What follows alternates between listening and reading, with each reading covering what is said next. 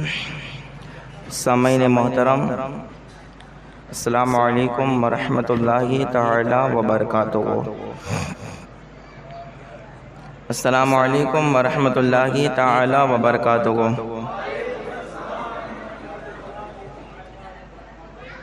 الحمد للہ الاحد والثناء لرب الصمد والصلاة والسلام على من كان نبيا وآدم بين الروح والجسد الذي سمي في الأرض بمحمد ونودي في السماء أذن مني يا أحمد وعلى آله وأصحابه على الأبد لا سيما ابنه الكريم الغوث الأعظم الجيلاني سيد الفرد والوطن، اما بعد، اعوذ باللہ من الشیطان الرجیم، بسم اللہ الرحمن الرحیم۔ قال اللہ تبارک و تعالی فی القرآن المجید والفرقان الحمید، لقد کان فی رسول اللہ اسوۃ حسنہ۔ آمنت باللہ صدق اللہ المولانا العظیم وصدق رسولہ النبی الکریم ونحن علی ذلک لمن الشاہدین والشاکرین والحمد للہ رب العالمین۔ عقیدت و محبت کے ساتھ بارگاہ رسالت مآب صلی اللہ تعالی علیہ وسلم میں درود پاک کا قیمتی ہار پیش فرمائیں۔ اللہ رب محمد صلی اللہ علیہ وسلم، نحن عباد محمد صلی اللہ علیہ وسلم، صلاۃ و سلام علیک یا رسول اللہ صلی اللہ تعالی علیہ وسلم۔ نبی پاک صلی اللہ تعالی علیہ وسلم ارشاد فرماتے گئے، سب سے بڑا کنجوس بخیل وہ آدمی ہے کہ جس کے پاس میرا ذکر کیا جائے، درود پڑھنے کے لیے کہا جائے اور وہ درود نہ پڑھے، سب سے بڑا بخیل اور کنجوس وہی ہے۔ تو آپ وہ بننا چاہتے ہیں تو ٹھیک ہے، نہیں بننا چاہتے تو بلند آواز سے درود پاک پڑھیں۔ اللہم صلی علی سیدنا و نبینا مولانا محمد معدن الجود والکرم وآلہ وبارک وسلم، صلاۃ و سلام علیک یا رسول اللہ، صلاۃ و سلام علیک یا حبیب اللہ صلی اللہ تعالی علیہ وسلم۔ شاعر کہتا ہے کہ میرے لیے ہے کافی حوالہ رسول کا، میرے لیے ہے کافی حوالہ رسول کا، کیونکہ ہوں میں بھی چاہنے والا رسول کا، کیونکہ میں بھی ہوں چاہنے والا رسول کا، اور واللہ محترم ہے مدینہ رسول کا، واللہ محترم ہے مدینہ رسول کا، خلد بری سے اعلیٰ ہے مدینہ رسول کا، خلد بری سے اعلیٰ ہے مدینہ رسول کا، اور مقبول ہو گئی ہے دعائیں ابو البشر۔ ابو البشر بشر کے باپ، آدمیوں کے باپ، یعنی حضرت آدم علیہ نبینا علیہ الصلوۃ والسلام۔ شاعر نے کہا کہ مقبول ہو گئی ہے دعائیں ابو البشر، آدم نے جب لیا گے وسیلہ رسول کا، آدم نے جب لیا گے وسیلہ رسول کا۔ اور شاعر نے کہا کہ معطی خدائے پاک ہے تو قاسم ہے مصطفیٰ۔ معطی کا معنی ہوتا ہے نعمتیں عطا کرنے والا، اور قاسم کا معنی ہوتا ہے نعمتیں بانٹنے والا۔ تو اللہ پر نعمتیں دینے والا خدا کے، بانٹنے والے مصطفیٰ کے۔ شاعر نے کہا کہ معطی خدائے پاک ہے، قاسم کے مصطفیٰ، سارے جہاں میں بڑھتا گے صدقہ رسول کا، سارے جہاں میں بڑھتا گے صدقہ رسول کا۔ اور دیکھیں کتنے محبت والا جملہ اور مصرع کہا ہے شاعر نے۔ شاعر کہتا ہے کہ اسرا کی شب ادب سے جگاتے گے جبرائیل، اسرا کی شب ادب سے جگاتے گے جبرائیل، پلکوں سے اپنی ملتے گے تلوار رسول کا، پلکوں سے اپنی ملتے گے تلوار رسول کا، اور نظریں جھکا کے روز نکلتا گے چاند بھی، نظریں جھکا کے روز نکلتا کہ چاند بھی. بتائیے چاند میں روشنی ہے کہ نہیں؟ جی ہے نا. لیکن یہ روشنی بھی مصطفیٰ کا صدقہ ہے. یہ روشنی بھی مصطفیٰ کا صدقہ ہے. شاعر نے کہا کہ نظریں جھکا کے روز نکلتا کہ چاند بھی دیکھا کہ جب سے چاند نے چہرہ رسول کا. دیکھا کہ جب سے چاند نے چہرہ رسول کا. اب بات آ گئی کہ مصطفیٰ کے بیٹے سلطان الہند غریب نواز کے. تو شاعر نے ان کا بھی نقشہ کھینچتے ہوئے کہا. شاعر کہتا ہے کہ اس خواجہ ہند پہ تنو من کرو فدا. اس خواجہ ہند پہ تنو من کرو فدا. گاڑا گے جس نے ہند میں جھنڈا رسول کا. گاڑا گے جس نے ہند میں جھنڈا رسول کا. اور تصدق نامی شاعر تھا نا, تو اس نے پھر آخر میں اپنا بھی ذکر کیا. شاعر کہتا ہے کہ دل میں فقط میرے کے تصدق یا آرزو. شاعر نے کیا کہا؟ دل میں فقط میرے کے تصدق یہ آرزو. اے کاش میں بھی دیکھ لو طیبہ رسول کا. شاعر نے کہا کہ دل میں فقط میرے گے تصدق یا آرزو. اے کاش میں بھی دیکھ لو طیبہ رسول کا. اے کاش میں بھی دیکھ لو. اللہ آپ کو بھی نصیب فرمائے. اے کاش میں بھی دیکھ لو طیبہ رسول کا. اے کاش میں بھی دیکھ لو ہاں طیبہ رسول کا. محبت سے درود پاک پیش فرمائے. اللہم صلی علی سیدنا و نبینا مولانا محمد مادی الجود والکرم وآلہ وبارک وسلم صلاۃ و سلام علیک یا رسول اللہ صلی اللہ تعالی علیہ وسلم. اللہ تعالیٰ قرآن پاک میں ارشاد فرماتا ہے. دیکھیے اگر آپ اسی طرح سے بیٹھیں گے تو مشکل ہے کہ جتنا وقت ہے اتنا وقت میں بول پاؤں, یا جو میں یاد کر کے آیا وہ میں سنا پاؤں. ہو سکتا ہے بھول جاؤں. اس لیے جو ہمارے بزرگ حضرات ہیں ان کی مقدس پیٹھ جو دیوار کے بوسے لے رہی ہے وہ ٹھیک ہے. باقی جو جوان ہے وہ تھوڑا آگے آ جائے. بھائی آ جاؤ نا. ٹھیک ہے, جو بزرگ ہیں ان کی پشت کے بوسے لینے ہیں تو دیوار کو, لیکن آپ آ جائیں کہ آپ کا بھی وقت آئے گا. ٹھیک ہے, محبت سے درود پاک پیش فرمائے. اللہم صلی علی سیدنا و نبینا مولانا محمد مادن الجود والکرم وآلہ وبارک وسلم صلاۃ و سلام علیک یا رسول اللہ صلی اللہ تعالی علیہ وسلم. حضرت عیسیٰ علیہ الصلوۃ والسلام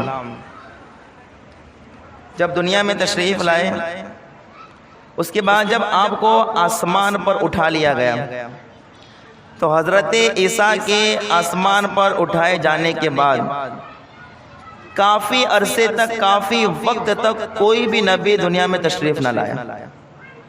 اور حضرت عیسیٰ اور حضرت نبی پاک صلی اللہ علیہ وسلم کے درمیان کا جو زمانہ ہے, اس زمانے کو زمانہ فطرت کہتے ہیں. کیا کہتے ہیں؟ بولے. زمانہ فطرت. زمانہ فطرت اس زمانے کو کہتے ہیں جس میں کوئی نبی تشریف نہ لایا ہو. حضرت عیسیٰ کے آسمان پر اٹھائے جانے کے بعد کوئی بھی نبی تشریف نہ لایا کافی عرصے تک. اس کے بعد جب دنیا جگمگانے والی تھی, اللہ تعالیٰ نے ہمارے نبی کو پیدا فرمایا. نبی پاک صلی اللہ تعالیٰ علیہ وسلم مکہ معظمہ میں پیدا ہوئے. اب میں آپ کو شروع سے اشارہ کرتے ہوئے اپنی گفتگو پر آ جاؤں. میں نبی پاک صلی اللہ علیہ وسلم جب مکہ معظمہ میں پیدا ہوئے, اس وقت مکے کے حالات, عرب کے حالات کیا تھے معلوم ہے؟ لوگ جو کہ شراب پینے کے عادی تھے, چاروں طرف گمراہی کا دور دورہ تھا, کوئی خدا کا نام لینے والا موجود نہ تھا. شرک, بت پرستی, چاند کو خدا بنانا, سورج کو خدا بنانا, پتھروں کو خدا بنانا, درختوں کو خدا بنانا, یہ سب تھا. جب ایک صحابی رسول نے اسلام قبول کیا تو اسلام قبول کرنے کے بعد ایک مزاحیہ انداز میں اپنے زمانے جاہلیت کی ایک بات بتائی کہ زمانے جاہلیت میں ہمارا حال کیا تھا. کہا کہ میں سفر کرنے گیا, سفر پر میں جا رہا تھا تو میں نے آٹے کا ایک بت بنا لیا. کون سا بنایا؟ آٹے کا ایک بت بنا لیا، ایک میں نے خدا بنا لیا۔ اب کہا جب میں سفر میں گیا، آدھا سفر طے ہوا تو پھر لگی مجھے بھوک، جو کھانا تھا ہو گیا میرا ختم، جو سامان تھا سارا کے سارا ہو گیا میرا ختم۔ اب روٹی بنانے کا ایک ہی آسرا تھا، وہ خدا، روٹی بنانے کا ایک ہی سہارا، ایک ہی آسرا تھا، اور وہ تھا خدا۔ تو کہا کہ پھر میں نے وہ آٹے کے بت کو، آٹا کا خدا جو میں نے مصنوعی بنایا ہوا تھا، بناوٹی تھا، میں نے اس خدا کو مخاطب کرتے ہوئے کہا کہ خدا کب کام آتا ہے؟ جب بندہ مشکل میں ہوتا ہے۔ نہیں سمجھ آئی؟ کہا خدا کب کام آتا ہے؟ جب بندہ مشکل میں ہوتا ہے۔ کہا اب تیری ضرورت پڑی ہے۔ تو وہ صحابی رسول اسلام قبول کرنے کے بعد مزاحیہ انداز میں کہہ رہے ہیں کہ میں نے اسی آٹے کے خدا کو گوندھ کے روٹی بنا کے کھا لی۔ یہ حال تھا زمانہ جاہلیت میں۔ حضور کی آمد سے پہلے مکہ کا یہ حال، چاروں طرف بت پرستی گئے، چاروں طرف شرک کا دورہ گئے، لوگ پتھروں کی پوجا کرتے گئے۔ اور اس کے علاوہ حال کیا تھا؟ جھوٹ بولنا، دغا بازی، غداری کرنا، غیبت کرنا، چغلی کرنا، فریب دینا، قتل کرنا، زنا کرنا، اسی طریقے سے پیدا ہونے والے بچے کو زندگی درگور کر دینا، قبر کے حوالے کر دینا۔ حال کیا تھا؟ پوزیشن یہ تھی کہ اس کو مرد سمجھا جاتا تھا جس کے یہاں لڑکا پیدا ہو، اور جس کے یہاں لڑکے پیدا ہو اسے نام مرد سمجھا جاتا تھا۔ تو جس کے یہاں لڑکے پیدا ہوتی وہ راتوں رات اپنے بچے کو زندہ قبر میں دفن کر دیتا تھا۔ یہ حضور کی آمد سے پہلے زمانہ جاہلیت یہ حال تھا۔ آقا کریم صلی اللہ تعالی علیہ وسلم جب 12 ربیع الاول کو صبح بھور کے وقت دنیا میں تشریف لائے تو حضور کا دودھ پینے کا زمانہ بھی بے مثال، حضور کا بچپن بھی، بول کے بتاؤ، حضور کے دودھ پینے کا زمانہ بھی، حضور کا بچپن بھی، اپنے نور کے واقعات سید صاحب سے 2 دن سماعت کیے۔ اس کے بعد حضور کی جوانی اور حضور کا بچپن بھی بے مثال، اس کے متعلق واقعات جو تھے وہ مختصر انداز میں اپنے حضرت سے سماعت کیے۔ اب آگے کی بات دیکھیں، ابھی مکہ کے یہی حالات ہیں، ابھی یہی زمانے جاہلیت ہیں۔ نبی پاک صلی اللہ تعالی علیہ وسلم کی عمر 10 سال کی، 20 سال کی ہوتی ہے۔ کتنے سال کی؟ حضور کی عمر کتنی؟ 20 سال کی عمر۔ حضور کی عمر جب 20 سال کی تھی نا، حضور خود جو ہے بازار میں جاتے تھے، حضور خود سامان خریدتے بھی تھے، خرید و فروخت حضور فرماتے، اس لیے کہ خاندانی پیشہ تھا حضور کا تجارت کرنا، مال لینا اور مال بیچنا۔ اللہ اکبر، دیکھے تجارت نبی کا خاندانی پیشہ گئے۔ اللہ اکبر، تو سمجھ میں آیا تجارت کرنا گناہ نہیں ہے، تجارت کرو فائدہ ہوگا، لیکن حلال طریقے سے، جھوٹ بول کے نہیں، فریب دے کے نہیں، دھوکہ دے کے نہیں، اچھے طریقے سے تجارت کرنا۔ تو 20 سال کی عمر تھی، حضور خود جو ہے بازار میں جاتے، خرید و فروخت کرتے۔ 20 سال کی عمر گئے، جاہلیت کا زمانہ گئے، لوگ ایک دوسرے کو دھوکہ دے رہے گئے۔ اس وقت لوگوں کی زبان پر ہمارے نبی کا جو نام جاری تھا، جس نام سے ہمارے نبی کو یاد کیا جاتا تھا، وہ نام تھا صادق اور امین نام تھا۔ صادق اور امین، صادق کا معنی ہوتا ہے سچ بولنے والا، اور امین کا معنی ہوتا ہے امانت دار، جس کے پاس امانت رکھی جائے وہ خیانت نہ کرے، اسے امین کہتے گئے۔ تو اللہ اکبر، جب لوگ امانت میں خیانت کرے، جب لوگ جھوٹ بولتے تھے، اس وقت سارے مکہ والے بڑے بڑے کافر بھی ہمارے نبی کو کہتے تھے کہ اس نبی کی طرح، محمد کی طرح کوئی بھی سچا دنیا میں نہیں آیا۔ بالکل سچ بولنے والے، امانت دار، امین تھے۔ تو اللہ اکبر، اب 20 سال کی آپ کی عمر ہے، 20 سال کی عمر میں چاروں طرف چرچا ہو گیا ہمارے نبی کا یہ صادق امین ہے۔ ابھی 40 سال کی عمر نہیں ہوئی ہے، کتنے سال کی عمر ہے؟ 20 سال کی عمر سے لے کر 40 سال کی عمر تک، جب آپ کو 40واں سال بیٹھا، وہاں تک لوگ آپ کو کیسے مانتے تھے؟ ہمارے نبی کو اہل عرب کیسے مانتے تھے؟ اور مکہ والے ہمارے نبی کو کس طریقے سے مانتے تھے؟ صادق اور امین کہہ کے۔ صادق اور امین تو ایسے کہتے تھے کہ جب حضور کی عمر 25 سال کی ہوئی، کتنے سال کی؟ بول کے بتاؤ یار، کتنے سال؟ 25 سال کی جب عمر ہوئی، 25 سال کی عمر میں جب حضرت خدیجہ سے نکاح ہوا تو اس وقت حضور کی طرف سے اور نکاح کا خطبہ دینے والے ابو طالب تھے۔ کون تھے؟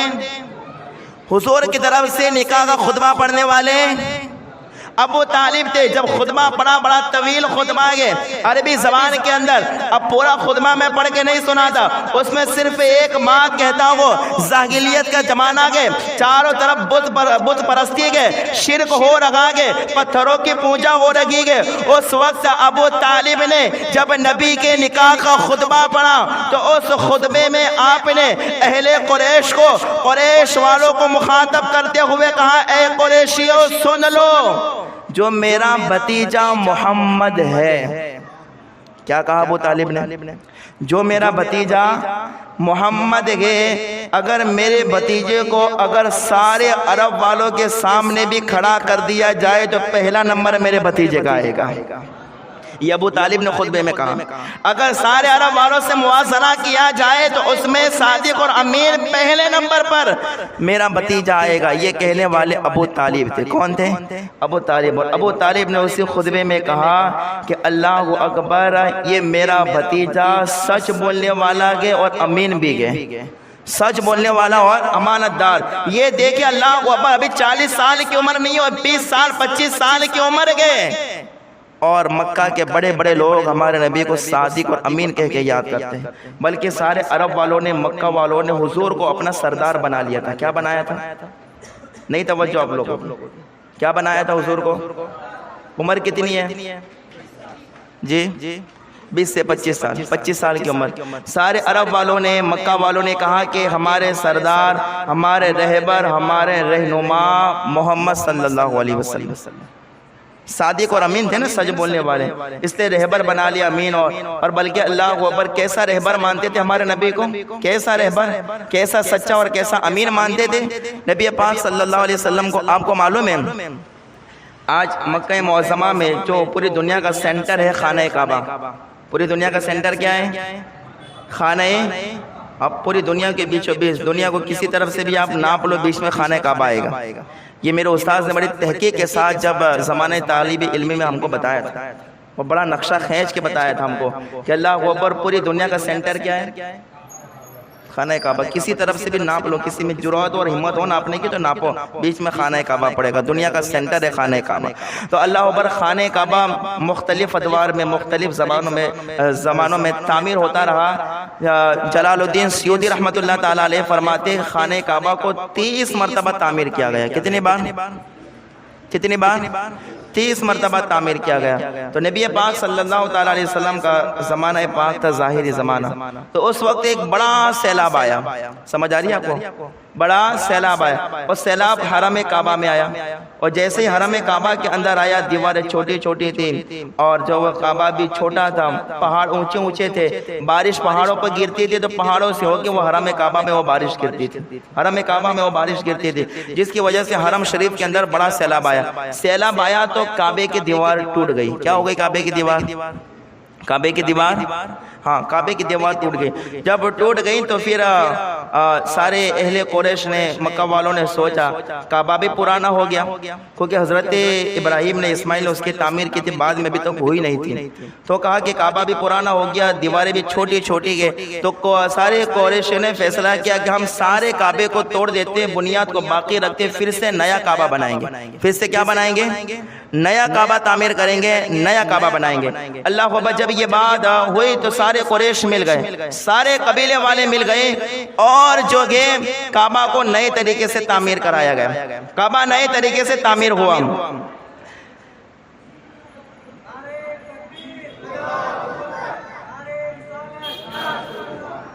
جب کعبہ نئے طریقے سے تعمیر ہوا تو اس کے بعد یہ کعبے کی دیوار بنتی بنتی حجر اسود تک آ گئی. کہاں تک آئی؟ توجہ دو میری طرف. کہاں تک آئی؟ حجر اسود تک. اب حجر اسود کو کون چومنا نہیں چاہے گا؟ حجر اسود کو کون ہاتھ لگانا نہیں چاہے گا؟ جب حجر اسود تک دیوار آ گئی نا, تو سارے قبیلے والوں میں سے ہر قبیلے والا کہتا ہے کہ نہیں, حجر اسود کو اٹھا کے ہم رکھیں گے, کیونکہ حجر اسود جنتی پتھر ہے. کون سا پتھر ہے؟ جنتی پتھر. ہر ایک کو جنتی پتھر اونچکنے کی خواہش تھی. ہر قبیلے والا یہ کہتا تھا کہ اس پتھر کو اٹھا کے ہم رکھیں گے. قبیلوں میں لڑائیاں ہو گئی, 4 دن گزر گئے اسی لڑائی کے اندر. 4 دن اسی ماحول میں، اسی مغز ماری میں 4 دن گزر گئے، کوئی فیصلہ نہ ہوا۔ یہ قبیلے والا کہتا ہے کہ نہیں، ہم جو ہے حجر اسود کو دیوار میں نصب کریں گے۔ دوسرے قبیلے والا کہتا ہے نہیں، یہاں تک کہ 5ویں دن تلواریں نکل گئی، حرم میں بیٹھے سب تلواریں نکل گئی، آپس میں یہ بات طے ہو گئی کہ ایک دوسرے کو ماریں گے، جو جیتے گا وہی اس حجر اسود کو دیوار میں نصب کرے گا۔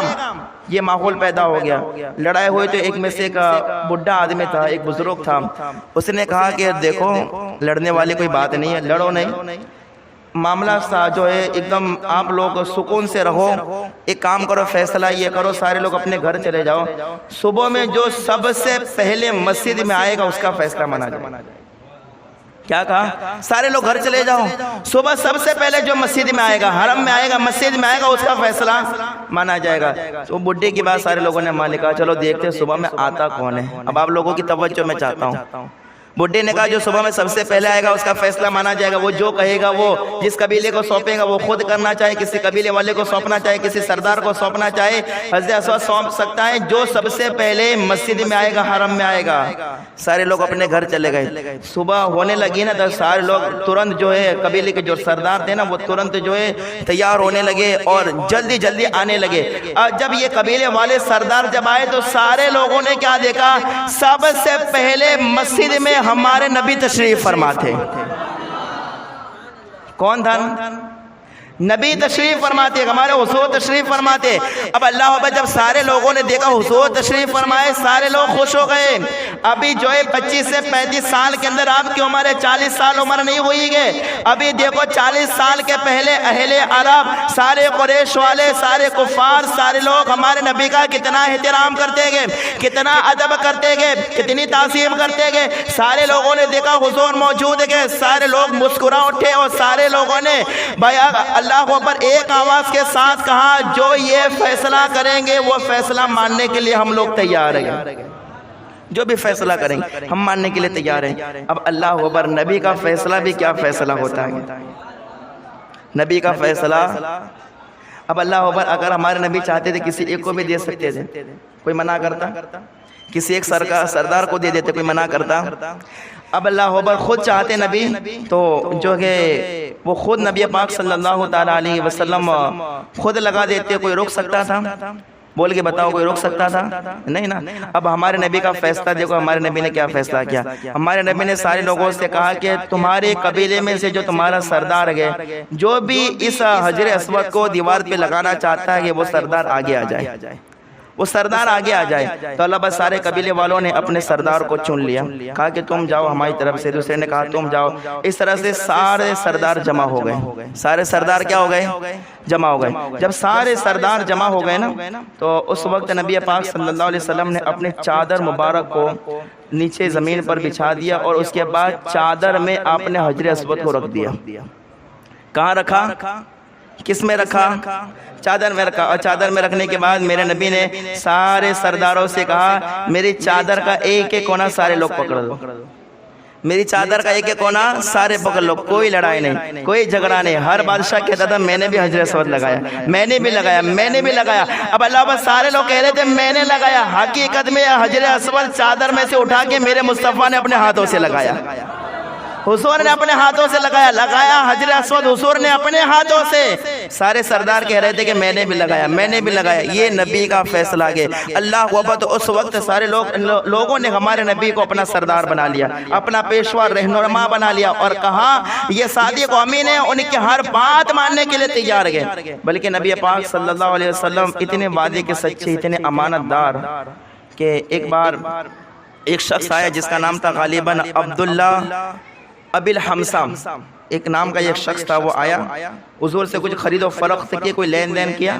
اور لین دین کرنے کے بعد تھوڑی رقم جو اس کے پاس تھی اس نے ادا کر دی، تھوڑی دینی باقی رہ گئی۔ تو اس شخص نے یہ کہا کہ ابھی 25 سے 35 سال کی عمر ہے، 40 سال کی عمر، بولے بتاؤ 40 سال کی عمر۔ اب لوگوں کو آ رہی بات سمجھ؟ بولے سبحان اللہ۔ آپ لوگ سوئیں گے تو نبی کی سیرت کیسے سنیں گے بھائی؟ سونا ہی آپ لوگوں کا مقصد ہے، نبی کی سیرت ہے بھائی۔ ہم لوگ میں آپ کو بتاؤں دنیا کا جو سب سے بڑا ہٹلر بھی ہو، کسی پکچر کی اسٹوری ہو، گانوں کی اسٹوری ہو، آپ کسی سے بھی سننا چاہے فوراً سنا دے گا، لیکن کسی سے کہو نبی کی سیرت تو سنانا بہت مشکل ہوگا۔ تو جو لوگ وقت نکال کے نبی کی سیرت کرواتے ہیں، سناتے ہیں، تو پیار سے بولو سبحان اللہ، جا کے سنیں، جا کے اللہ اکبر۔ تو وہ کہ تھوڑی رقم باقی رہ گئی، تو وہ یہ کہتا ہے کہ ٹھیک ہے میں گھر سے لے کر آتا ہوں، آپ یہیں پہ رکنا۔ نبی سے کیا کہتا ہے؟ یہیں سے رکنا، جانا مت، میں گھر جا کے رقم لے کے واپس آتا ہوں۔ جیسے یہ کہنا تھا نا، تو اللہ اکبر، میرے آقا نے فرمایا ٹھیک ہے تو جا، جب تک نہیں آئے گا میں یہاں سے نہیں جاؤں گا، جب تک نہیں آئے گا۔ وہ گھر جانے کے بعد کسی کام میں مشغول ہو گئے، 3 دن تک وہ واپس نہیں آیا۔ کتنے دن تک؟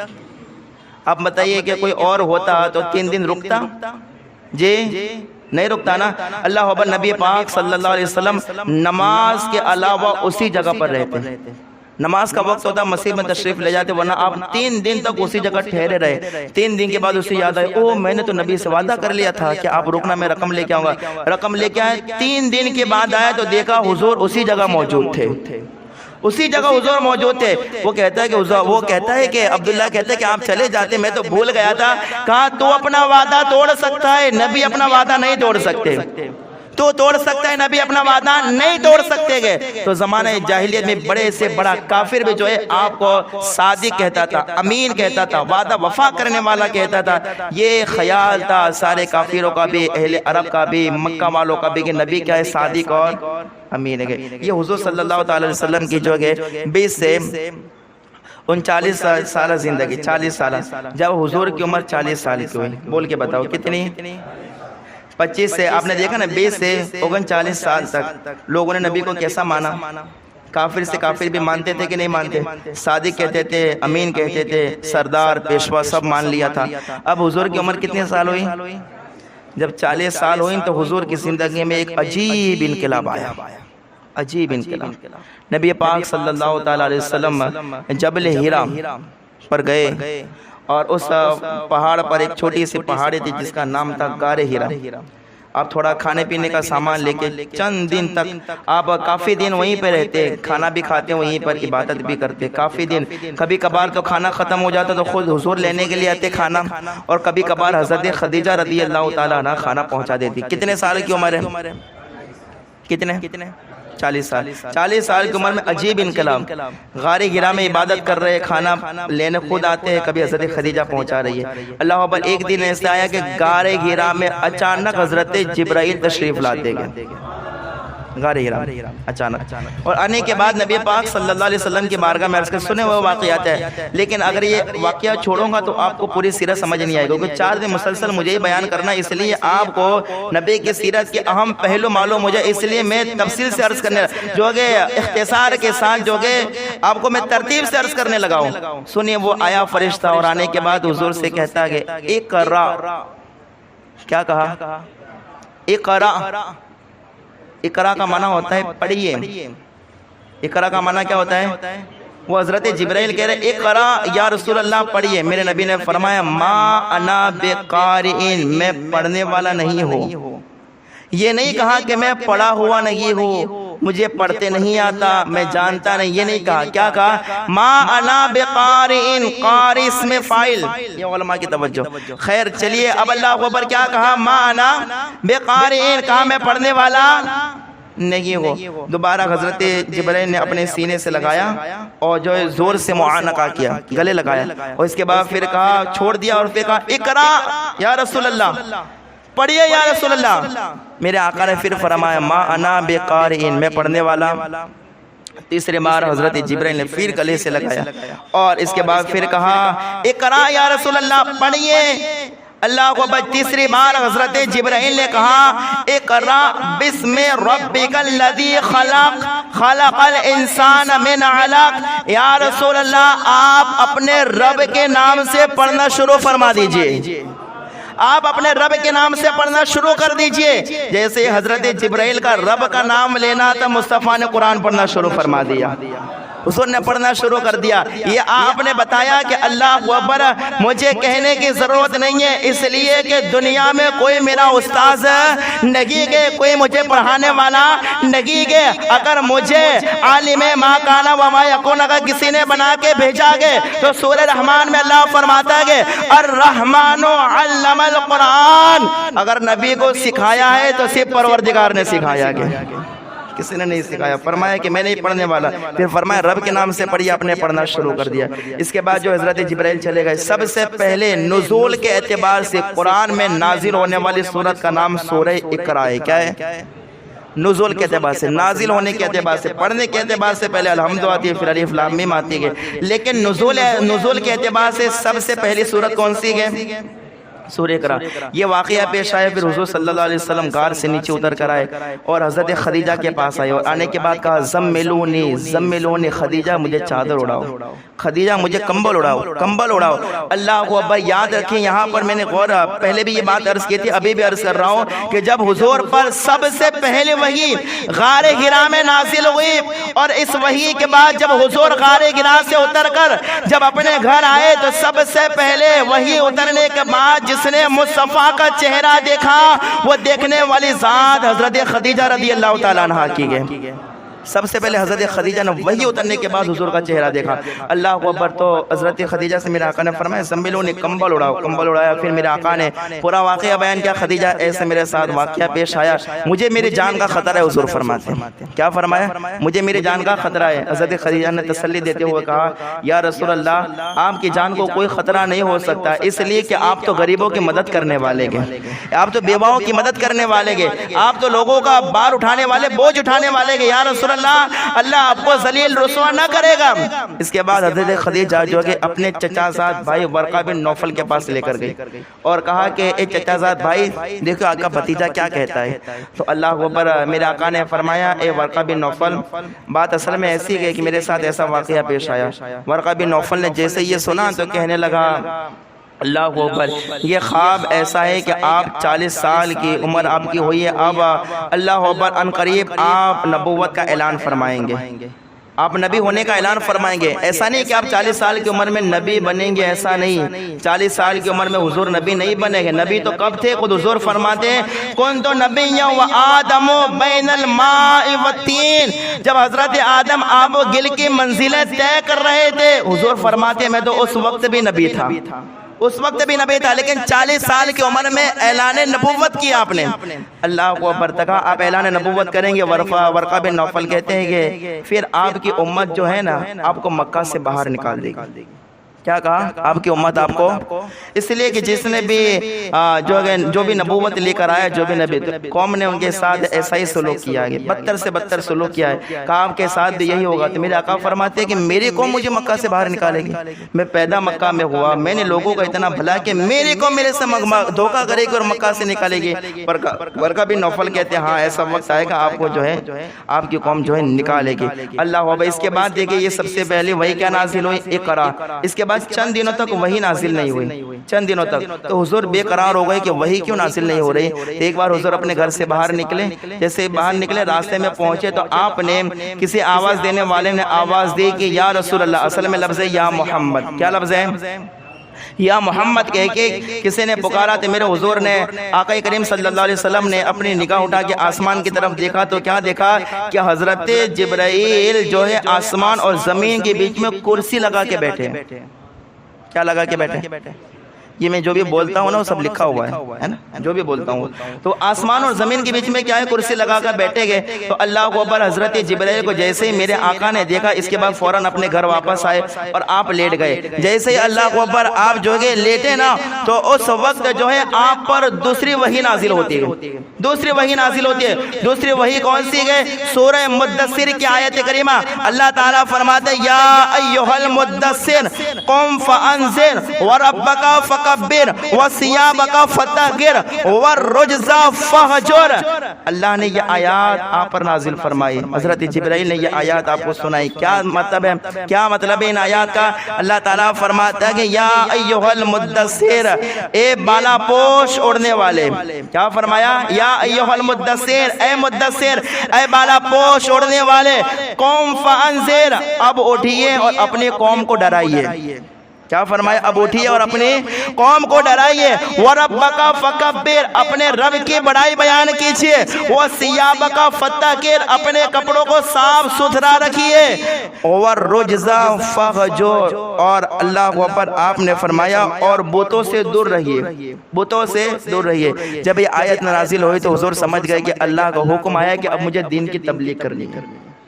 کیا کرنی ہے؟ دین کی تبلیغ کرنی ہے۔ اب مجھے جو ہے لوگوں کو اس طرف متوجہ کرنا ہے کہ جو لوگ بت پرستی کرتے گئے، شرک کر رہے، وہ جو کہ اللہ کو بس سورج چاند کو خدا مان رہے، اب ان لوگوں کو مجھے ایک رب کی طرف بلانا ہے۔ یہ اللہ تعالیٰ کا پیغام ہے جو اللہ فرماتا ہے کہ اللہ قوم فانذر، اپنے قوم کو ڈرائیے جو بتوں کو مان رہے گئے، جو سورج کو خدا مان رہے اس قوم کو ڈرائیے۔ اور اللہ وربک فکبر، اپنے رب کی بڑائی بیان کیجئے۔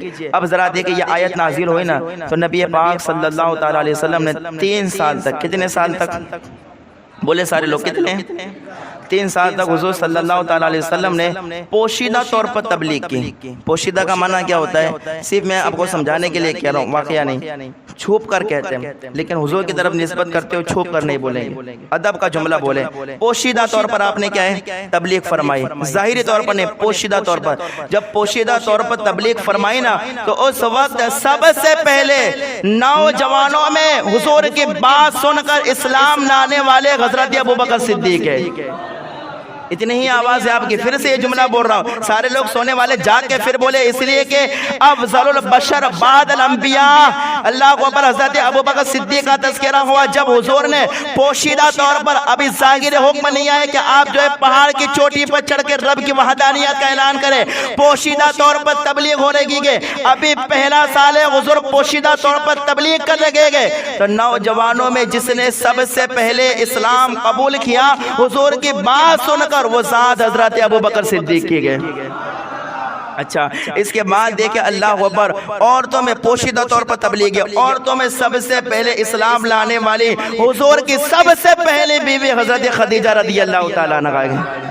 اسی طریقے سے غلاموں کے اندر جس نے سب سے پہلے پوشیدہ طور پر حضور کی بات پر لبیک کہتے ہوئے جس نے اسلام قبول کیا وہ حضرت زید بن حارثہ رضی اللہ تعالیٰ عنہ کو۔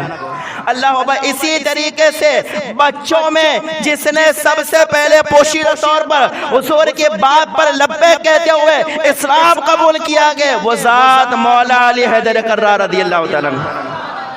اللہ جب پوشیدہ طور پر اسلام پھیل لگائے اس وقت یہ سب سے پہلے اسلام لانے والی شخصیات۔ جوانوں میں کون؟ عورتوں میں حضرت خدیجہ، اور جو بچوں میں مولا علی، غلاموں میں زید بن حارثہ رضی اللہ تعالیٰ عنہ۔ اللہ پر پھر جب یہ اسلام لائے نا اس کے بعد حضرت صدیق اکبر نے بھی دین کی تبلیغ فرمانا شروع کی، تو حضرت صدیق اکبر کی تبلیغ سے حضرت عثمان غنی بھی اسلام لے آئے، زبیر بن عوام اور بڑی بڑی شخصیات نے اسلام قبول کیا، حضرت صہیب رومی نے، حضرت بلال حبشی نے، اسی طریقے سے حضرت ابو ذر غفاری نے، اور جو ہے حضرت عبیدہ بن حارث نے، بڑی بڑی شخصیات نے جو ہے اسلام کو قبول کیا۔ اس طریقے سے پوشیدہ طور پر اسلام کی تبلیغ ہو رہی کہ ایک بڑی جماعت تیار ہو گئی۔ کیا ہو گئی؟ ابھی ظاہری طور پر اعلان ہے، ایک بڑی جماعت کیا ہو گئی؟ تیار ہو گئی، بڑی جماعت مسلمانوں کی تیار ہوئی۔ اس کے بعد پھر دیکھیں یہ پہلا دور۔ اب دوسرا دور دیکھیں، اللہ اکبر، 3 برس کے بعد اللہ تعالیٰ نے پھر اپنے نبی پر وحی نازل فرمائی اور فرمایا وَأَنذِرْ عَشِيرَتَكَ الْأَقْرَبِينَ، اے محبوب آپ اپنے قریبی لوگوں کو ڈرائیے، ان کو جگائیے، ان کو ڈرائیے۔ جب یہ وحی نازل ہوئی تو اس وقت پھر آقا کریم صلی اللہ تعالیٰ علیہ وسلم کوہ صفا کی پہاڑی پر چڑھے۔ چڑھنے کے بعد آپ نے قریش کو اعلان کیا، قریش سارے لوگ جمع ہو جاؤ، سب جمع ہو گئے۔ آقا نے کوہ صفا سے اب تک جو گئے پوشیدہ طور پر کتنے سال نبی نے تبلیغ کی؟ 3 سال 3 سال کے بعد جب حکم آیا کہ اے محبوب اب جو ہے وہ انذر عشیرتک الاقربین، اپنے قریبی رشتہ داروں کو ڈرائیے، قریبی لوگوں کو ڈرائیے۔ آقا کریم صلی اللہ علیہ وسلم کوہ صفا کی، اللہ کوہ صفا پر چڑھ گئے، سارے قریشیوں کو جمع کیا، اور جمع کرنے کے بعد کہا اے قریشیوں بتاؤ میں تمہیں کہوں کہ پہاڑ کے پیچھے ایک بڑا لشکر ہے جو تم پر حملہ کر کے تمہیں ہلاک کرنا چاہتا ہے، میری بات مانو گے کہ نہیں مانو گے؟ تو سارے لوگوں نے کیا کہا معلوم ہے؟ ابو لہب بھی گئے، ابو جہل بھی گئے، بڑے بڑے کافر بھی ہیں نا ساتھ نیچے کھڑے۔ سارے لوگوں نے کیا کہا معلوم ہے؟ سارے لوگ کہتے ہیں کہ ہاں ہم نے اب تک آپ کو ہمیشہ سچا ہی جانا ہے، آپ کو امانت دار ہی جانا ہے، آپ کی زبان سے کبھی جھوٹ نکلا ہی نہیں ہے، آپ کہیں گے تو ہم مان لیں گے۔ اللہ میرے آقا نے فرمایا جب میری یہ بات ماننے کے لیے تیار ہو تو سنو، اب میں تمہیں کہتا ہوں قل هو اللہ، بول کے بتاؤ قل هو اللہ احد۔ اب میں تمہیں کہتا ہوں کہ جتنے بت تم مانتے ہو کعبہ میں 360 بت موجود ہیں، تم نے سورج کو، چاند کو، پہاڑوں کو اور اسی طریقے سے پودوں کو، درختوں کو جو خدا بنا لیا گئے، کہا یہ سارے کے سارے مصنوعی نقلی خدا گئے، کہا سچا خدا وہ ہے جس نے 7 زمین 7 آسمان بنائے گئے، وہ سچا خدا ہے، میں اس خدا کی طرف تمہیں بلاتا ہوں۔ جب نبی نے یہ اعلان کیا، نبی نے جب یہ اعلان کیا ایک وحدہ خدا کی وحدانیت کا، خدا کے ایک ہونے کا، اپنے نبی ہونے کا جب اعلان کیا کہ میں نبی بنا کر بھیجا گیا ہوں، اب یقین جانیں اللہ اکبر، جو ہے سیرت نگاروں نے لکھا ہے کہ کسی کے ہاتھ میں پتھر تھا، کسی کے ہاتھ میں نہ جانے کوئی ہتھیار تھا، لوگ جو لے کے کھڑے ہو کر کہنے لگے اے محمد کیا اسی لیے جمع کیا تھا؟ کیا کہنے لگے؟ اے محمد کیا اسی لیے جمع کیا تھا؟ یہ بات کرنے کے لیے جمع کیا تھا؟ میرے آقا فرماتے ہیں ہاں میں کہہ رہا ہوں کہ یہ سارے جن کو تم خدا مانتے ہو جھوٹے گئے، میں جس خدا کی طرف بلا رہا ہوں وہی خدا سچا گئے۔ اللہ اکبر، جب نبی نے یہ اعلان کیا، یہ سیرت جب اتنی آپ نے سنی نا تو یہ پڑھنے کے بعد میرے دل کو تسلی ہوئی کہ اللہ اکبر۔ سنیے میں نے آپ کو بتایا نا کہ 25 سے 39 تک جو عمر تھی تو عرب والے کیسا مانتے تھے نبی کو؟ سنا آپ نے؟ صادق مانتے تھے، کیا مانتے تھے؟ امین مانتے تھے، اسی طریقے سے اپنا رہنما بھی بنا لیا، اپنا پیشوا بھی بنا لیا۔ لیکن جب نبی نے ایک اللہ کی طرف بلایا اور اپنے نبی ہونے کا اعلان کیا تو سارے کیا ہو گئے؟ سارے کیا ہو گئے؟ ہاں دشمن ہو گئے۔ اللہ اکبر، یہ اسی لیے میں نے قرآن کی آیت پڑھی تھی لقد کان فی رسول اللہ کی اسوۃ حسنہ، نبی کی زندگی تمہارے لیے بہترین نمونہ ہے، ضابطۂ حیات ہے، تمہارے لیے آئیڈیل ہے۔ دیکھو شراب پینے والے شراب پیتے رہیں گے، آپ کچھ نہیں بولو گے، آپ بہت اچھے لگو گے۔ علماء کی خاص توجہ کہہ رہے جب تک لوگ شراب پیئیں گے، شراب پینے والوں کو کچھ نہیں بولو گے، آپ بہت اچھے لگو گے۔ اسی طریقے سے جوا کھیلنے والوں کو جوا کھیلنے دو گے، بہت اچھے لگو گے، آپ کو سارے لوگ اچھا کہیں گے۔ لیکن ایک حق بات بولو گے، آپ کو سچا کہنے والے بھی آپ کو جھوٹا کہیں گے، سچا کہنے والے بھی جھوٹا کہیں گے۔ سچے کہنے والوں میں یہ سارے کافر بھی تھے، یہ سارے اہل مکہ تھے، لیکن جب نبی نے اللہ کو پر رب کے حکم پر کوہ صفا سے اللہ کی وحدانیت کا اعلان کیا، جو سچا کہنے والے تھے انہیں لوگوں نے جھوٹا کہا۔ سب کی بات ہی نہیں کرا، جو کہنے والے تھے ان میں انہیں لوگوں نے نبی کو اللہ کو پر جھوٹا کہا، نہ جانے کیا سے کیا الزام لگائے۔ آپ کو معلوم ہے پھر نبی نے دین کی تبلیغ کیسے کی؟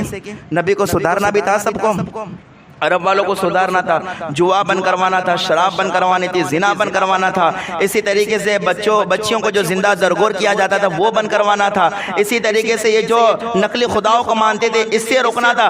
اب نبی کو دین کی تبلیغ کرنی ہے تو کیسے کرنی ہے؟ ذرا دیکھیں جب نبی نے یہ اعلان کیا تو قوم اگر ساتھ دیتی تو کوئی مشکل نہ تھا، لیکن قوم نے ساتھ نہیں دیا۔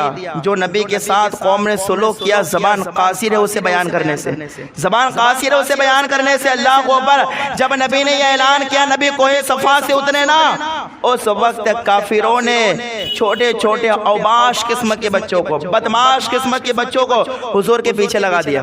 حضور کے پیچھے وہ بچے کیا کرتے؟ حضور کے پیچھے جاتے، کوئی معاذ اللہ رب العالمین جو کہ حضور کو گالیاں دیتا، کوئی لان تان کرتا، کوئی بچہ جو کچھ بچے جو ہے حضور کو دیکھ کے سیٹیاں مارتے، تالیاں مارتے، کافر لوگ تالیاں بجاتے تھے حضور کو دیکھ کے، سیٹیاں مارتے تھے، حضور چلتے تھے راستوں میں کانٹے بچھا دیے جاتے۔ وہ قدم جس کے بارے میں اعلیٰ قسم فرماتے ہیں خائے قرآن نے خاک گزر کی قسم، اس کفے پاک کی حرمت پہ لاکھوں سلام، جن کے قدموں کی قسم قرآن کھا رکھا گے، ان قدموں کے نیچے ان ظالموں نے جب نبی نے ایک خدا کی طرف بلایا، اپنے نبی ہونے کا اعلان کیا، راستوں میں کانٹے بچھا بچھا دیے گئے، نبی کے پاؤں کو زخمی کیا گیا، پتھر مارے گئے۔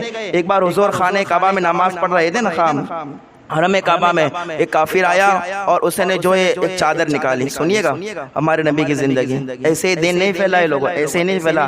آج مفت میں دین مل جائے گا تو کوئی دین کی قدر ہی نہیں ہے۔ دیکھو سیرت نبی کی بیان ہو رہے، سننے والے کتنے بیٹھے، افسوس ہوتا ہے بھائی، افسوس۔ لیکن آپ ذرا دیکھ لینا نیچے، ذرا میں دو آدمی کو کہوں کہ نیچے جا کے خالی خالی لڑو، قسم سے آپ دیکھنا پوری یہ لوگ جمع ہو جائیں گے، اتنے لوگ جمع ہو گئے پھر آپ کو پاؤں رکھنے کی جگہ نہیں ملے گی۔ لوگوں کی لڑائی پہ اتنے لوگ جمع ہوتے ہیں، نبی کی سیرت سننے کے لیے اتنے ہی لوگ۔ لیکن خیر جتنے بھی ہیں مصطفیٰ کے بلاوے پر آئے گے، اللہ کے حکم بس اب آئے۔ یہ تو اللہ رسول کی توفیق ہے، جسے چاہتے اپنے محفل میں بلا لیتے ہیں۔ دین ایسے ہی نہیں پھیلا ہے۔ سنیے راستوں میں کانٹے بچھا، حضور جو ہے حرم کعبہ میں نماز پڑھ رہے تھے تو ایک کا کافر جس کا نام تھا عقبہ نام کا ایک کافر تھا، تو اس نے کیا کیا، ایک چادر کو حضور کی گردن میں ڈالا اور ڈالنے کے بعد کھینچا، ایسے کھینچا کہ اللہ اکبر، حضور کا دم گھٹنے لگا۔ کیا گھٹنے لگا؟ دم حضور کا گھٹنے لگا۔ اتنے میں حضرت صدیق اکبر آئے اور آنے کے بعد اس کو بھگایا اور کہا کہ بدبخت تو اس نبی کو تکلیف دیتا ہے جو ایک خدا کی طرف بلاتے ہیں، اس نبی کو تکلیف دیتا ہے۔ ایسے نبی کے ساتھ ظلم کیے گئے۔ بلکہ اللہ اکبر، ایک بات، ایک بازار میں حضور تبلیغ کے لیے جب تشریف لے گئے نا، تبلیغ کے لیے، تو اس وقت جو ہے ابو لہب کیا کہتا تھا معلوم ہے؟ ابو لہب حضور کا چچا ہے، جس کی مذمت میں قرآن کی ایک پوری سورت سورہ تبت یدا نازل ہوئی، پوری سورت۔ یہ بڑا بدبخت کافر ہے جس نے جب نبی نے کوہ صفا سے اعلان کیا تھا تو اسی نے کہا تھا اے نبی تمہارے دونوں ہاتھ ٹوٹ جائے، جن ہاتھ اور پاؤں کے ذریعے کوہ صفا پر چڑھ کے ہم کو جمع کیا گیا۔ تو اس وقت اللہ تعالیٰ نے سورہ تبت یدا نازل کر کے کہا نبی کے ہاتھ توڑنے والے سن، تبت یدا ابی لہب، تیرے دونوں ہاتھ ٹوٹ جائے، تیرے دونوں ہاتھ ٹوٹ جائے۔ نبی کے شان میں گستاخی کرتا ہے یہ بدبخت ابو لہب۔ اللہ کو جب حضور ایک بازار میں تبلیغ کے لیے تشریف لے گئے نا، تو یہ ابو لہب کیا کرتا خبر ہے؟ حضور کے آگے پیچھے گھومتا اور کہتا لوگوں ان کی بات نہ ماننا۔ ذرا سوچو، کوئی تصور میں جماؤ یہ باتیں۔ یہ کیا کہتا ہے؟ لوگوں دیکھو یہ جو تمہارے سامنے تبلیغ کر رہے ہیں یہ جھوٹے گئے، جھوٹے خدا کی طرف بلا رہے گئے۔ ابو جہل ایسا کہتا۔ ایک بازار میں حضور تبلیغ کے لیے تشریف لے گئے تو ابو جہل کیا کرتا؟ ریت اٹھا کے حضور پر پھینکتا تھا، ریت اٹھا کے حضور پر پھینکتا تھا، ریت اٹھا کے۔ اللہ بھائی یہ نبی پر ظلم و ستم ہوا، یہ نبی کو اس طریقے سے ستایا گیا جب نبی نے کوہ صفا پر سے اعلان کیا تھا کہ خدا ایک ہے اور میں نبی بن کے تشریف لایا ہوں۔ صرف اتنا نہیں بلکہ اللہ اکبر، ایک بار حضور نماز ادا کر رہے تھے تو ابو جہل بدبخت نے کہا کون ہے جو مردہ جانور کی اوجھڑی لا کے نبی پر ڈال دے؟ تو یہی عقبہ بدبخت تھا، اوجھڑی لا کے حضور پر ڈالی گئی۔ حضور سجدے میں گئے، جب حضور پر اوجھڑے پڑے تو اس وقت تو لوگ تالیاں بجا کے ہنس ہنس کے ایک دوسرے پر گرتے تھے۔ یہ لکھا ہے سیرت کی کتابوں، ہنس ہنس کے ایک دوسرے پر گرتے تھے جب حضور کے اوپر اوجھڑی گرائی گئی۔ اللہ حضرت فاطمہ یہ صاف کیا اور کہنے لگے ارے بدبختو، یہ نبی کے ساتھ یہ سلوک کرتے ہو، جو نبی تمہارے تم کو یہ خدا کی طرف بلاتے ہیں ان کے ساتھ یہ سلوک کرتے ہو، تم لوگ اتنا ستاتے ہو نبی پاک صلی اللہ علیہ وسلم کو۔ اللہ اس طریقے سے ستایا گیا نبی پاک صلی اللہ تعالی علیہ وسلم کو، بلکہ آپ کو پتھر مار کے آپ کے سر کو، آپ کے جو جسم کو، قدم کو، ہاتھ کو بھی لہو لہان کیا گیا، لہو لہان کیا گیا۔ صرف اتنا نہیں، یہ تو نبی کی ذات ہے بلکہ جن لوگوں نے نبی کا کلمہ پڑھا تھا ان لوگوں کو بھی کافروں نے ستایا تھا، ان لوگوں کو بھی ستایا تھا۔ کتنا ستایا تھا؟ حد کر دی تھی، حد۔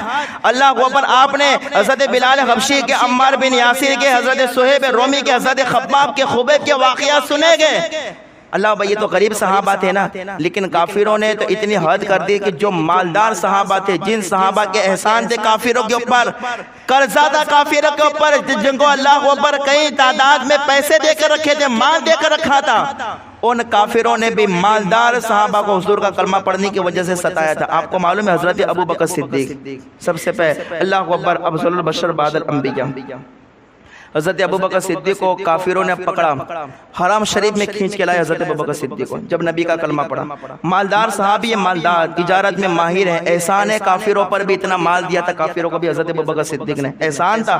لوگ مانتے تھے ابوبکر صدیق کو اور کہتے تھے ان جیسا شریف آدمی، نیک آدمی اور سچا آدمی کوئی نہیں، یہی کافر کہنے والے تھے ابوبکر صدیق کے بارے میں۔ لیکن جب پڑھا نبی کا کلمہ تو وہ ٹائم پر جو کہ کافروں نے ابوبکر صدیق کو گھسیٹ کے لائے حرم کعبہ میں اور حضرت ابوبکر صدیق کو مارا۔ سیرت نگار لکھتے ہیں اتنا مارا کہ ابوبکر صدیق کے چہرے سے خون نکلنے لگا۔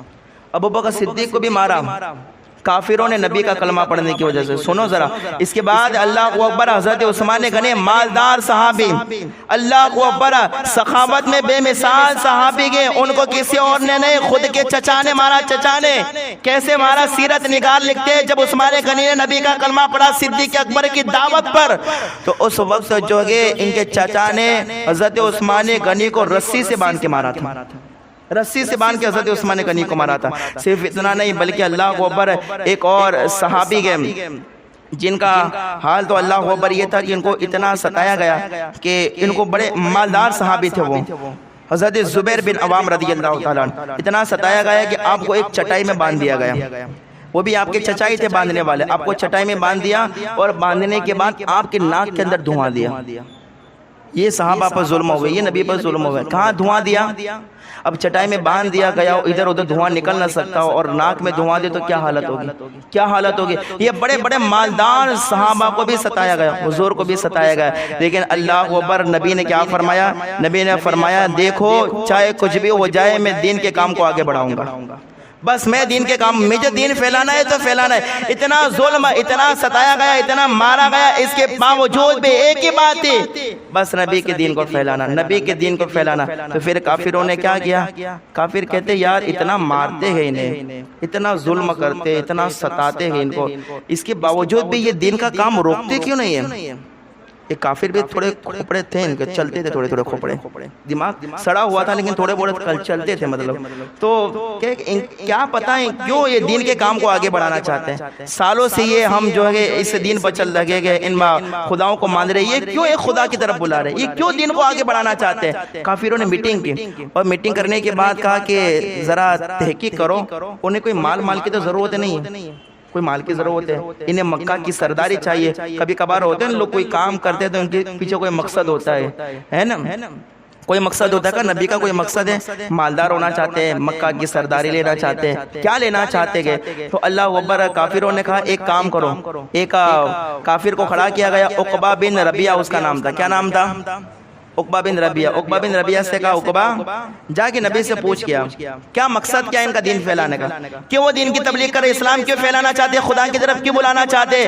جا تحقیق کر کے آ جا تو, اور تحقیق کر, اگر ان کو مکہ کی سرداری چاہیے تو وہ دے دیتے ہیں, مال چاہیے تو مال دے دیتے ہیں, جو بھی چاہیے, کروڑ پتی بننا چاہتے کروڑ پتی بنا دیتے ہیں. وہ کم سے کم یہ سارے کام تو چھوڑے دین کی تبلیغ کے, کیوں لڑائی جھگڑے لگا کے رکھے, اتنا ہم ستاتے پھر بھی کیوں اس دین کو آگے بڑھانا چاہتے ہیں. عقبہ بن ربیعہ کہتے ٹھیک ہے میں پوچھ کے آتا ہوں. نبی کے پاس آئے اور نبی کے پاس آنے کے بعد اس نے اپنی زبان تان دراز کی, اپنی زبان کھولی اور کہا نبی چاہتے کیا ہو آپ, مکہ کی سرداری چاہیے, روپیے چاہیے, پیسے چاہیے, کسی بڑے گھر میں شادی کرنا چاہتے ہیں, کیا چاہتے ہیں. اللہ اکبر ہے. یہ ایسا لہجہ تھا اس بدبخت کا, عقبہ کا, عقبہ بن ربیعہ کا ایسا لہجہ تھا اس کا, کیا چاہتے آپ. تو اللہ اکبر, نبی پاک صلی اللہ تعالیٰ علیہ وسلم نے قرآن کی چند آیات پڑھی. جب حضور آیات پڑھ رہے تھے نا, عقبہ بن ربیعہ کہہ رہے کہ آیات سن کے ایسا لگ رہا تھا میرا سینہ پھٹ جائے گا, سینہ میرا پھٹ جائے گا. ایسے پڑھنے کا انداز, ایسے جلال والا انداز, قرآن کی آیات اتنی جلال, کہا میرا سینہ پھٹ جائے گا. عقبہ بن ربیعہ کہتے ہیں میں نے اپنے ہاتھ سے, میں نے اپنا ہاتھ نبی کے ہونٹوں پر رکھا, نبی کے, اور کہا کہ چپ ہو جائیے, چپ, میں کوئی نہیں بات کرنا چاہتا, میں نہیں کوئی بات کرنا چاہتا آپ سے, چپ ہو جائے. حضور کے ہونٹوں پر ہاتھ رکھ کے اس نے حضور کو کلام پڑھانا بند کر دیا. اس کے بعد گیا اپنی قوم کے پاس اور کافروں سے کہا کافروں سنو, اے میرے دوستوں سنو, وہ کوئی جادوگر نہیں ہے, وہ کوئی ساحر نہیں ہے, وہ کوئی پاگل نہیں ہے. ان کے اوپر جو قرآن اترتا ہے وہ کوئی جادوگر, اللہ کے اوپر اس میں کوئی جادو نہیں ہے. کہا وہ قرآن بھی سچا گے, وہ بھی سچے گے, جو بات کہتے ہیں وہ بھی سچے گے. میرا تو بس ایک ہی کہنا ہے, ایک ہی کہنا ہے کیا, کہ ان کو ان کے حال پر چھوڑ دو. یہ عقبہ بن ربیعہ جب دیکھ کے آیا تھا نبی کا جلال, نبی کا جلال, تب کہہ رہا ہے کہ بس ان کے حال پر چھوڑ دو, اگر وہ جیت جائیں گے تو ہمارا ہی نام روشن ہوگا, اس لیے کہ ہمارے خاندان سے, قریش خاندان سے, بنو ہاشم سے ہمارا ہی نام روشن ہوگا. اور اگر وہ کوئی غلط کام کر رہے تو مکہ والے خود ہی انہیں ذلیل و رسوا کر دیں گے, اب ان کو ان کے حال پر چھوڑ دو.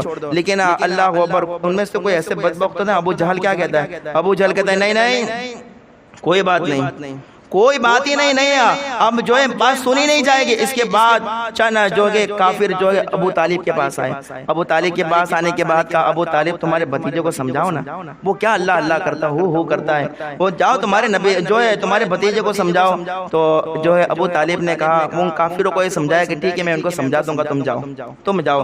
اس کے بعد جو ہے ابو طالب نے اپنے بھتیجے سے کہا کہ بیٹے محمد کیا یہ دین کی تبلیغ کیوں کرنا چاہتے ہو؟ تو حضور نے فرمایا نہیں چچا مجھے تو یہ کام کرنا ہے، مجھے کوئی روک سکتا نہیں، مجھے تو یہ کام کرنا ہے۔ ابو طالب نے کہا ٹھیک ہے، کیونکہ ابو طالب بھی حضور سے بہت محبت کرنے والے، بے مثال محبت ابو طالب کی، بے مثال، اپنا سب کچھ ابو طالب نے حضور کے نام پر قربان کیا تھا ابو طالب نے۔ تو اس کے بعد جو ہے ٹھیک ہے پھر حضور پھر دین کی تبلیغ کرنے لگے نا، پھر کافر پھر بڑے بڑے آئے، بڑے بڑے جیسے ابو جہل تھا، ابو لہب تھا اور ابی بن خلف تھا، ایسے بڑے بڑے کافر پھر ابو طالب کے پاس آئے اور غصے میں کہا ابو طالب تم نے سمجھایا نہیں، وہ دیکھو پھر دین کی تبلیغ کر رہے گے، تم نے سمجھایا نہیں انہیں۔ تو اللہ ابو طالب کہتے ہیں کہ تھوڑا صبر کرو، سب معاملہ ٹھنڈا ہو جائے گا۔ نہیں کہا نہیں، اب ایک ہی بات ہے، یا تو تم محمد کے ہمارے حوالے کر دو تو ہم قتل کر دیں گے، یا تم جو ہے ہمارے سامنے لڑنے مرنے کے لیے تیار ہو جاؤ، اب کوئی بات نہیں، اب یہ دین آگے نہیں پھیلے گا۔ تو اللہ اکبر، پھر حضور نے ابو طالب نے حضور کو بلایا اور کہا کہ بھتیجے محمد میری داڑھی سفید ہو گئی، ہاتھ پیر کمزور ہو گئے، چلا نہیں جاتا ہے، لڑنے کی طاقت نہیں ہے، تو بیٹا اب ان لوگوں کا تیور دیکھو، جس مکہ میں بچے میری تعظیم کرتے تھے اب تو بڑے بڑے سردار میرے سے جنگ کرنے کی بات کرتے ہیں، بیٹے یہ کام چھوڑ دو نا بیٹے یہ کام۔ تو اللہ اکبر، اس وقت ذرا سنیں حضور صلی اللہ تعالیٰ علیہ وسلم، اب کافر وہیں پر موجود ہے، یہ کہے کہ ابو جہل وغیرہ گئے نہیں تھے، ابو لہب وغیرہ گئے نہیں تھے، وہیں پر موجود تھے۔ تو اس وقت حضور صلی اللہ تعالیٰ علیہ وسلم نے جو ہے اللہ اکبر ان کافروں کی طرف مخاطب ہوتے ہوئے کیا کہا؟ یہ تو بڑیا نامے میں بھی آپ سنتے گئے لیکن توجہ نہیں رہتی ہوگی تو کبھی خیال نہیں آتا ہوگا، ہم بڑیا نامے میں اس کو سنتے بار بار سنتے گئے۔ اس وقت ابو طالب کے سامنے، کافروں کے سامنے حضور نے یہ جواب دیا کہ کافروں میرے ایک ہاتھ میں چاند لا کے رکھ دو، میرے ایک ہاتھ میں سورج لا کے رکھ دو، پھر بھی میں اس دین کے کام سے رکنے والا نہیں ہوں، جو مجھے اللہ نے حکم دیا کہ وہ کام میں کر کے رہنے والا ہوں۔ جب اللہ اکبر حضور نے یہ اعلان کیا، حضور نے جب ان کافروں سے کہا نا، تو ابو طالب جوش میں آگے کیا کہتے ہیں معلوم ہے؟ بھتیجا محمد تمہاری جو مرضی ہو کرو، دیکھتا ہوں کس کافر کی مجال ہے تمہارے سامنے مقابلہ کرنے کے، بھتیجے تمہاری جو مرضی ہو وہ کرو، میں تمہارا ساتھ دینے کے لیے تیار ہوں، میں تمہارا ساتھ دینے کے لیے تیار ہوں، بیٹے میں تمہارے ساتھ ہوں، جو کام کرنا چاہو کرو۔ اللہ اکبر، یہ اس طریقے سے حضور پر ظلم و ستم، اس طریقے سے پابندیاں لگائی گئی، پھر بھی حضور دین کے کام کو کیا کر رہے ہیں؟ آگے بڑھا رہے۔ اب آگے کیسے بڑھا رہے اس کی تفصیل پھر میں، کیونکہ 4 دن بیان کرنا ہے اسی لیے آپ کو سیرت کے کچھ اہم پہلو معلوم ہو سکے۔ اب دیکھو یہ حضور نے 25 سالہ زندگی، 39 سال کی جو زندگی تھی وہ کیسے گزارے۔ اعلان نبوت کے بعد ایک خدا کی طرف بلانے کا اعلان کیا، اس کے بعد نبی کے ذات پر کتنے ظلم ہوئے، صحابہ پر کتنے ظلم ہوئے، پھر بھی نبی ان ظلم و ستم کو سہتے ہوئے کیسے آگے بڑھ رہے گے۔ اب اس سے آگے پھر کیسے ظلم کر رہے گے، اور میرے آقا کیسے دین کی تبلیغ کر رہے، اور پھر دین کیسے پھیلا، پھر کیسے حضور مکہ سے مدینہ گئے، پھر مدینہ میں کیسے اسلام پھیلا، پھر مدینہ کیسے آباد ہوا، وہ ساری باتیں انشاءاللہ تعالی آخر تک 4 دن کے بیان میں آپ کے سامنے عرض کروں گا۔ آج کی گفتگو میں سننے سنانے میں کوئی غلطی ہو اللہ تعالیٰ اپنے فضل و کرم سے معاف فرمائے، بولنے سننے میں کوئی غلطی اللہ اپنے فضل سے معاف فرمائے۔ استغفر اللہ ربی من کل ذنب واتوب الیہ۔ اللہ پاک ہمیں حق سن کر حق باتوں پر عمل کرنے کی توفیق عطا فرمائے۔ وآخر دعوانا الحمدللہ رب العالمین۔ الفاتحہ۔